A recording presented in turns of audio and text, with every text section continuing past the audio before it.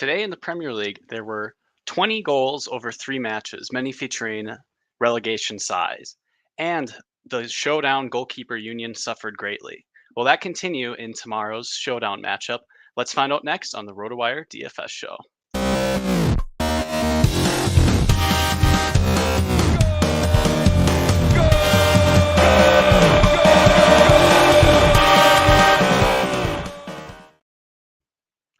What is up, everyone? Welcome to the RotoWire DFS Champions League Showdown show. My name is Jack Burkart. You can find me on Twitter at Jack Burkart. And we are here to talk about the Real Madrid versus Manchester City semifinal, first leg, and all the showdown strategy therein.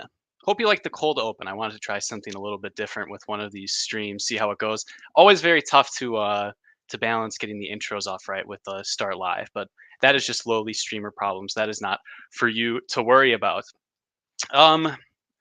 So like I said, it was kind of a crazy day in the Premier League today. Normally when we talk about these showdowns, I kind of want to be a goalkeeper oriented guy, but my belief has been shattered a little bit. So we'll have to take a look at our options and see if we are going to persevere, play some Courtois or Ederson, or if we can see what other routes we can find. But let's get going on this. So I'm going to pull up our cheat sheet on my laptop so we can see it on the screen right here. Like I said, we have Real Madrid. They're hosting Manchester City. And there's not too much crazy going on with team news for both of these teams. So Militao, one of the defenders for Real Madrid, he's suspended. So that's a little bit of a hit for the Real Madrid back line. And then left back Ferland Mendy is out. And so Real Madrid are a little short on their fullbacks. So Camavinga has been filling in at that left back position. Real Madrid, I do expect them to keep their usual 4-3-3 type of tactics. Maybe it looks more like a 4-4-2, depending on precisely what Fede Valverde is doing. But outside of Camavinga at left back, pretty typical defensive line for Real Madrid.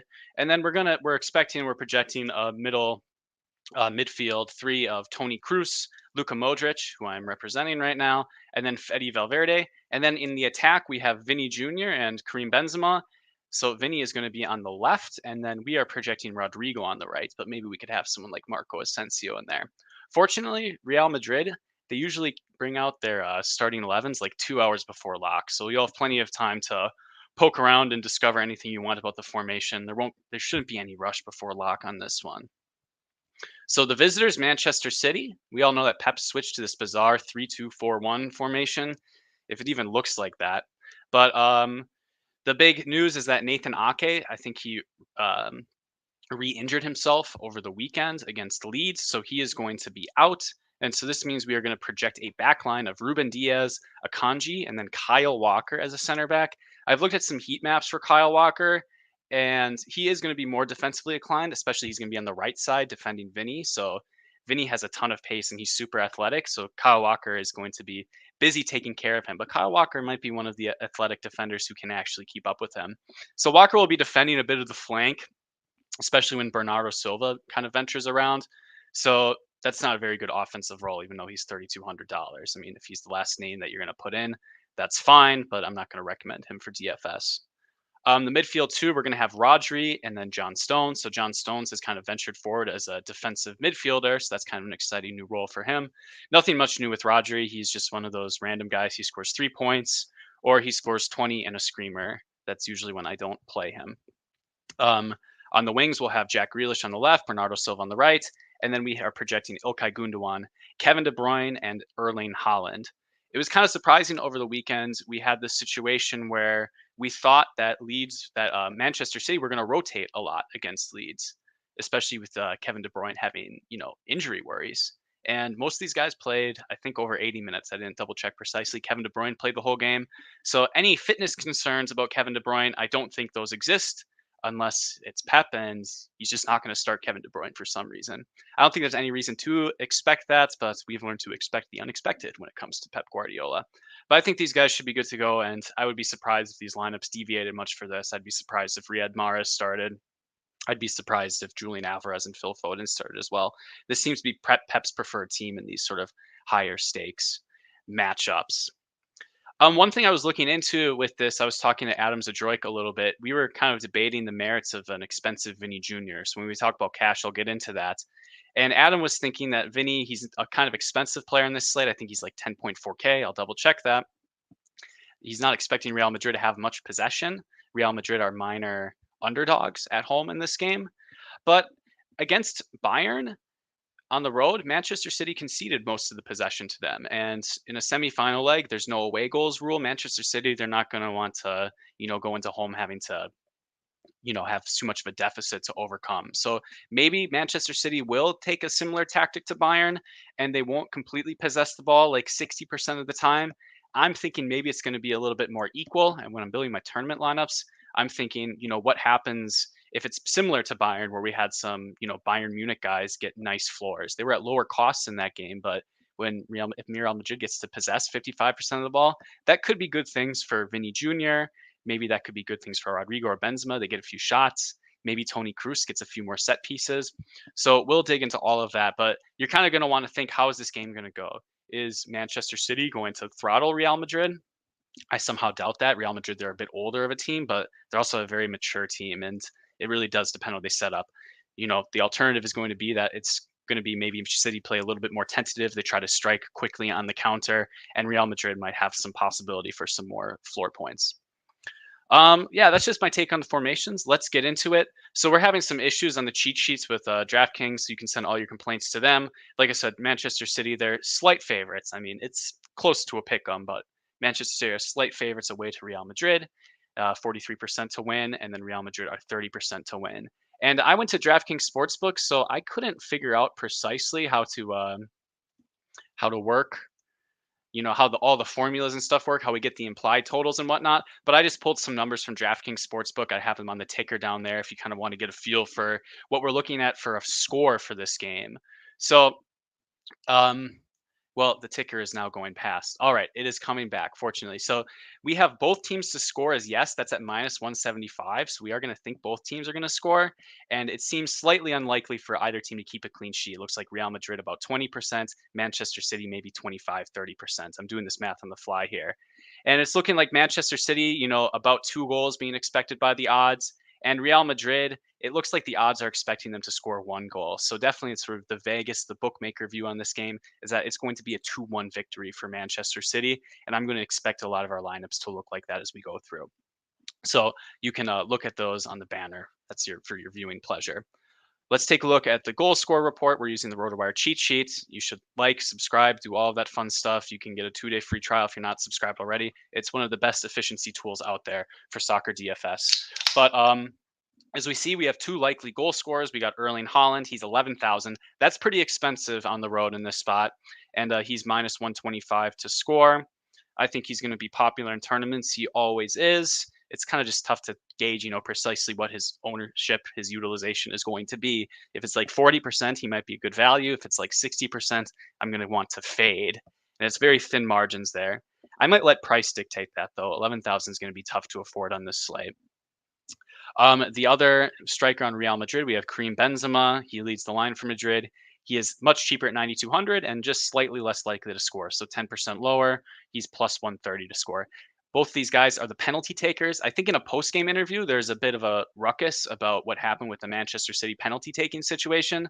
And Pep said that it was Haaland first, and then Mahrez, and then Gundogan. And then he said a bunch of stuff afterwards. But even if Mahrez is on, I think Haaland will be taking penalties. That could change, though. Yeah, and Benzema will take the penalties for Real Madrid. So these guys are dominating the goal odds. No one else is dominating goal odds. We have Vinny Jr. at plus 300, Kevin De Bruyne at plus 400. At this point, I'm not sure how precise these odds are. Guys active in the outfield where they're more likely to score goals than the defenders. No one really overwhelmingly likely to score, though. And then we can scroll down the free kick tracker. So if you want to see what's going on with free kicks, actually, this is only for Champions League. So you can always scroll to a player page like Kevin De Bruyne. And if you're wondering, oh, what's Kevin De Bruyne been doing on set pieces lately? You can see that we have all of his team set pieces and cross over various competitions. And usually the situation on City is a pretty fluid one. So we'll have the usual suspects of Kevin De Bruyne taking set pieces, and we won't be surprised if Grealish or Gundogan or anyone else kind of chips in with those. For Real Madrid, we are expecting Toni Kroos to be the primary set piece taker, but Toni Kroos really isn't the DFS play that he used to be. So he's a little bit cheaper at 6,200. And normally we kind of think of Tony Cruz as our cash game option in classic formats. In maybe a couple of years ago, he's going to be like an easier click in the captain position, but his game logs are somewhat worrying.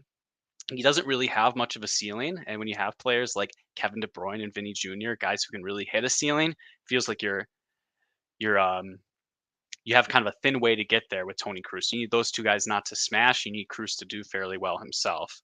So I mean, it's not so bad. He gets some crosses, mostly set piece dependent, but I'm worried about the minutes here. So we have 84 minutes in this start, a bunch of DNPs, 76 minutes, 70 minutes right here.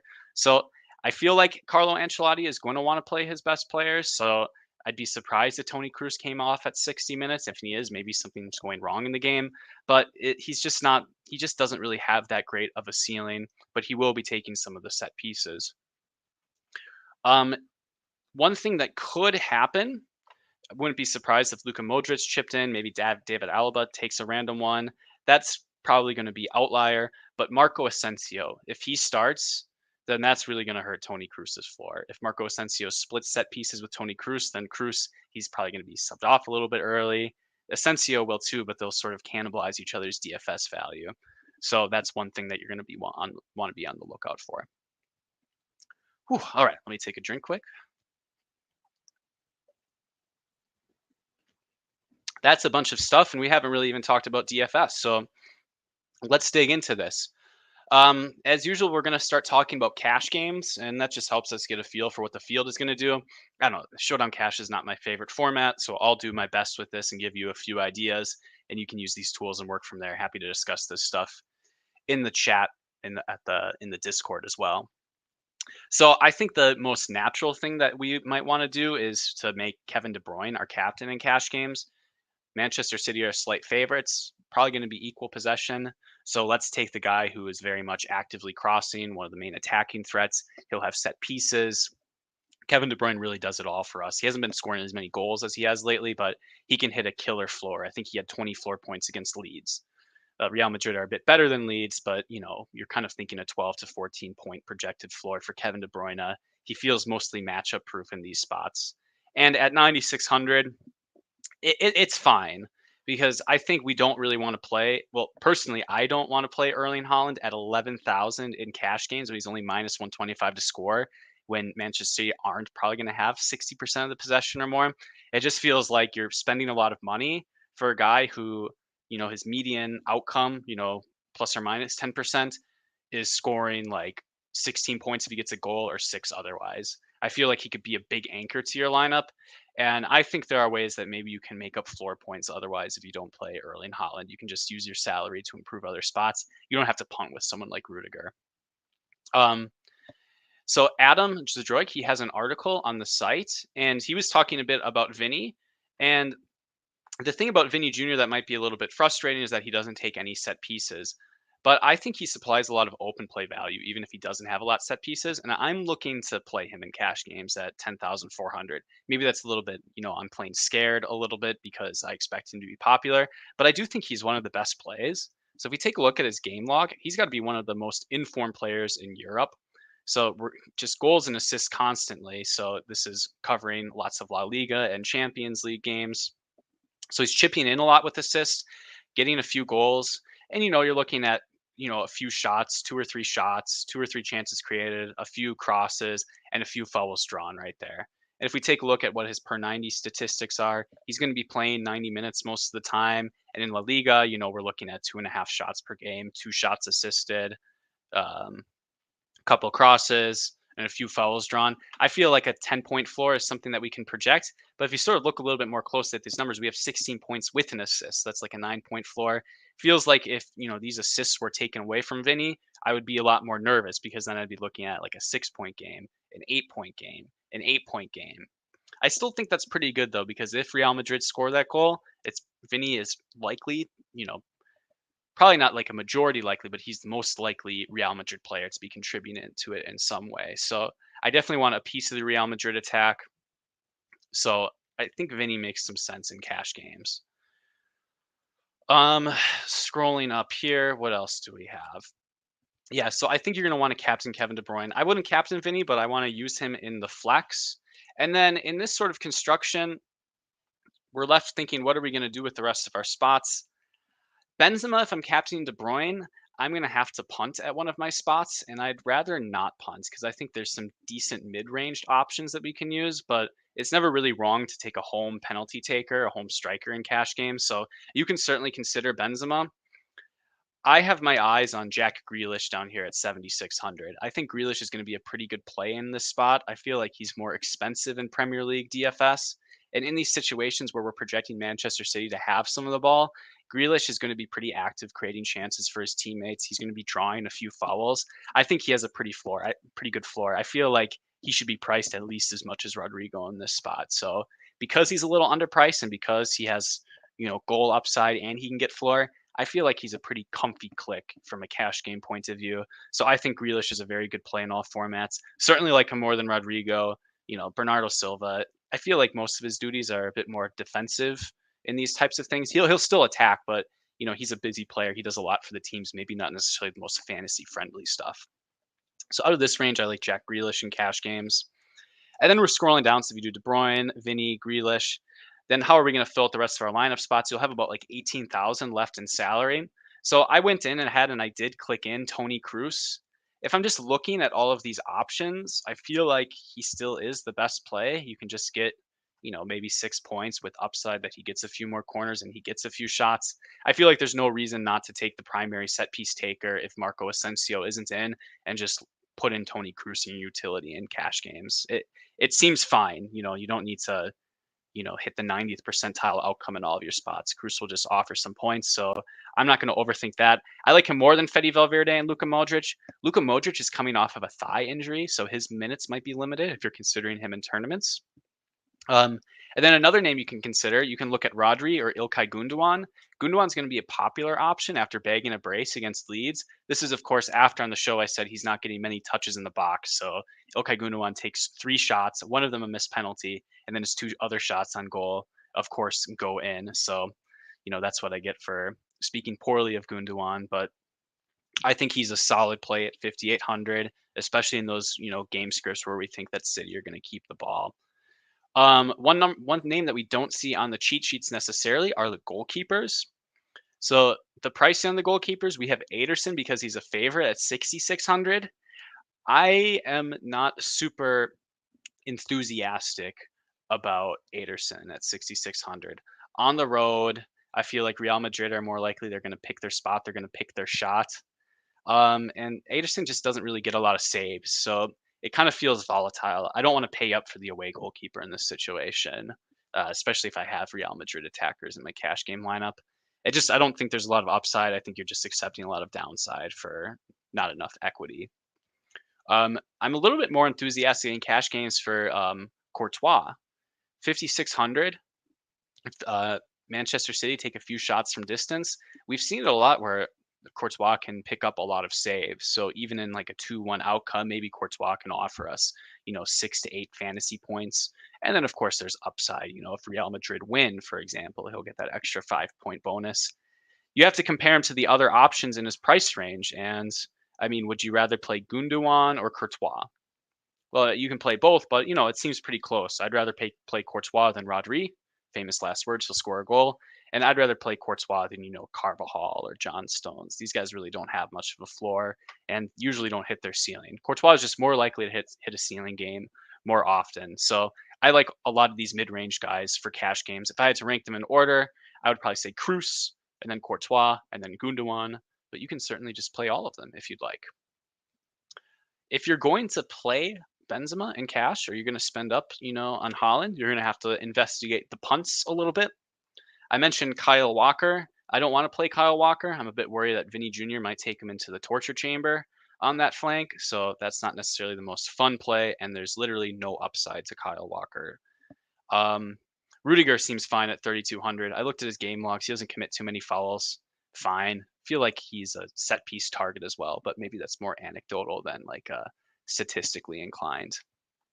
I think Kamavinga will get some looks because he's going to be on the left flank, but he's midfielder eligible and he doesn't really even cross the ball. So he kind of just feels like a boring fake left back to me.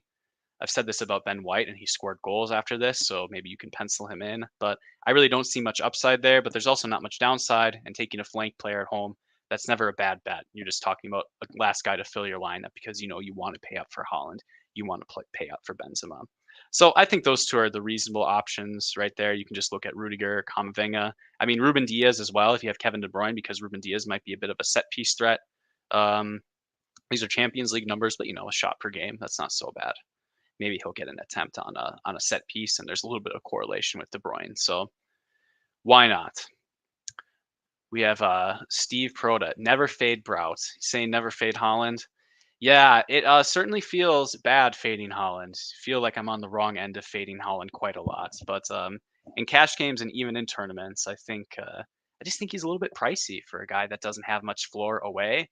And yeah, I'm a bit worried about the spot. So I might be light on Erling Haaland. Full fade is a bit much, but I think I will go light on him. So that's like cash game construction. I think that's pretty solid. That'll get you there. Feel free to make some tweaks. Like I said, cash games aren't my favorite in the showdown format. One thing I did look at though is I looked at Tony Cruz captain lineup, and you can play Benzema, Vinny, Cruz, and De Bruyne without having to punt. Well, I think you have to put Kamavinga in there, but you can use like two of the mid-price guys because I have Grealish in that lineup as well. Um, I talked a lot about Tony Cruz, but I think that sort of construction does have some merit in cash games only, depending on the starting 11. So, like, you can't play that lineup if Asensio starts. But depending on your feelings, if you kind of want more pieces, more goal scorers, I think you can consider it. But you're, it's because you want it. You feel like you have to play Benzema, or you have to play Haaland, and I don't necessarily think you have to do that in cash games. So, while that's certainly viable, and you should be a little bit careful about that, I think I prefer De Bruyne captain. Anyway, enough of that boring cash game stuff. I think what we see from this sort of discussion is that we're going to be looking at like a lot of 4-2 Manchester City constructions. You'll see a lot of De Bruyne and Haaland together, a lot of De Bruyne in the captain, and then Haaland and flex. I think De Bruyne will be more popular just due to price considerations. And then you'll see Vinny in there. So I think those three are going to be extremely popular in combination.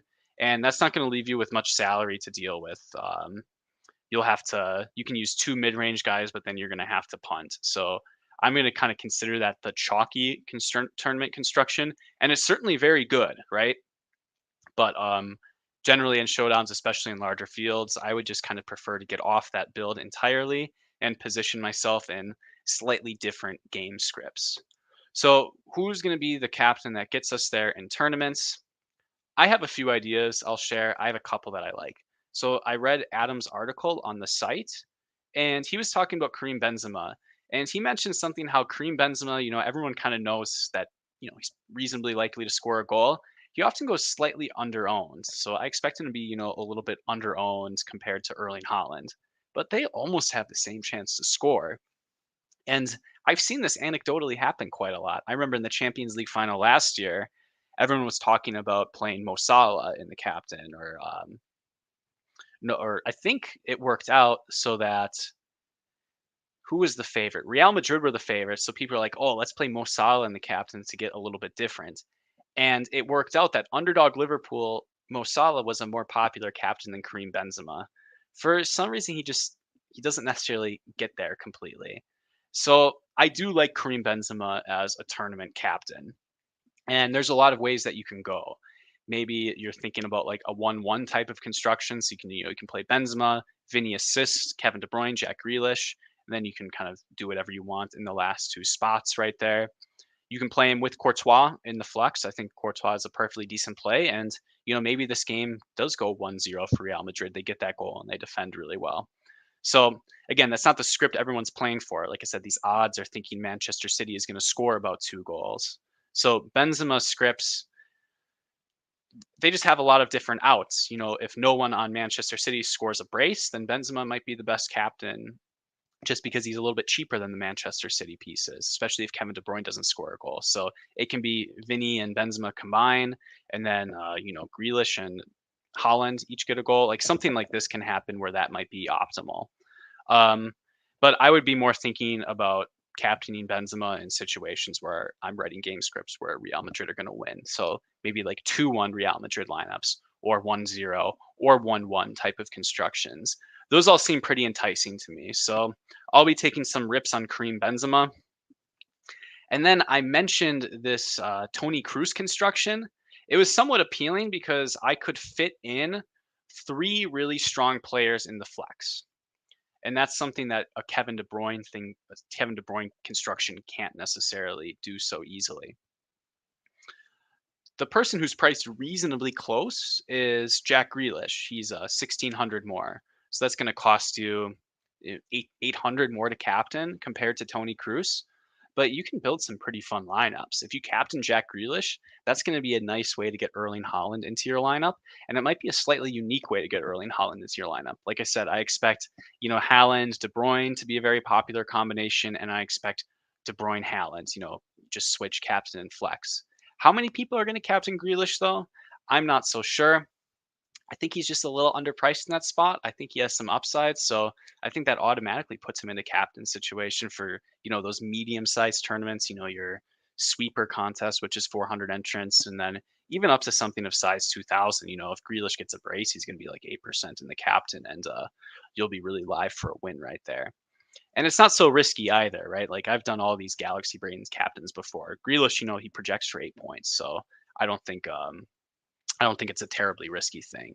Um, but I do like Grealish captains. You can build similar lineups to that Tony Cruz construction I talked about. My apologies to Tropical Bear in the Discord for touting Grealish, but I regret to inform you he's a solid play.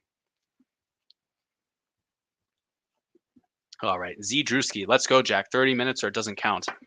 Yeah, brevity is not my strong suit, but it's the Champions League semifinal. We're just relaxing on a Monday night, so I think it's fine to be a little bit wordy in these spots.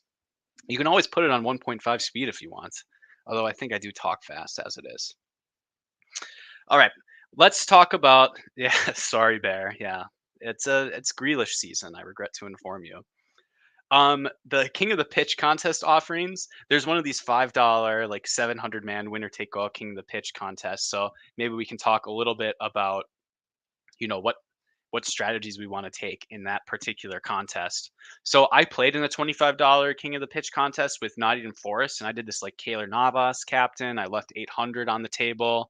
Like I played Ryan Yates as my last utility instead of playing a center back, something that necessarily correlates more because Navas gets the clean sheets and you want to play a center back with him. So I thought this would be unique, and my lineup got duplicated. In the King of the Pitch contest, if you win and get duped, you have to play in a head-to-head or a 3-man or a 5-man. I would rather not have to do that, especially because the format's probably going to be Showdown. You're basically flipping coins. So I would rather maybe take a bit more of a galaxy-brained approach right here. I still do like goalkeeper captains, but maybe you can consider something along the 0-0 lines. So you can, plug in a Courtois captain, and then you can just play the floor guys. You can play Vinny Jr., who gets his open play value, Kevin De Bruyne.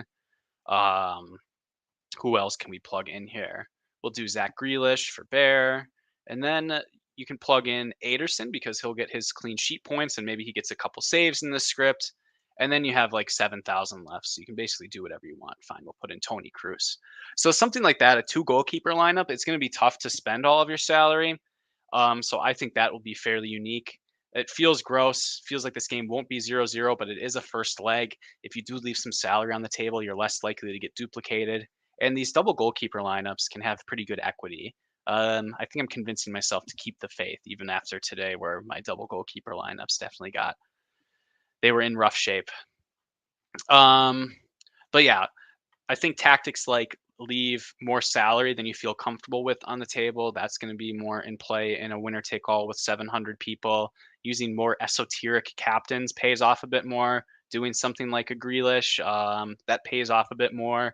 One of these random center back captains. I don't really like that construction as much because I don't think you need the salary. But basically, think a little bit more creatively. But nothing too crazy. I think mostly leaving salary while still playing good lineups is a good thing. You can try to find a substitute. So, for example, if Rodrigo is on the bench and he comes on, you could play like a Courtois captain and then put Rodrigo in the flex. And you can do something analogous with Manchester City as well. As long as you can predict the person subbing on, pairing them with a goalkeeper captain, I think that has really solid equity in a contest like this. All right, so let's see what else we have. We have Take Your Time, Jack, Game of the Year. Thank you, Steve. And then we have Bear saying Grealish at Burnabout is Winnie the Pooh in MMA. I don't know. Winnie the Pooh's pretty big. Maybe he's a pretty good fighter. I'm not necessarily going to bet against Winnie the Pooh. All right, we're at that half hour mark. I think I've said my piece about this. I'd like to, as much as I'd like to build a lineup for my boy Luka Modric, I don't think he's going to play too much. I think he might play 65 to 70 minutes. I know he'll push as much as he can. It is the game of the year.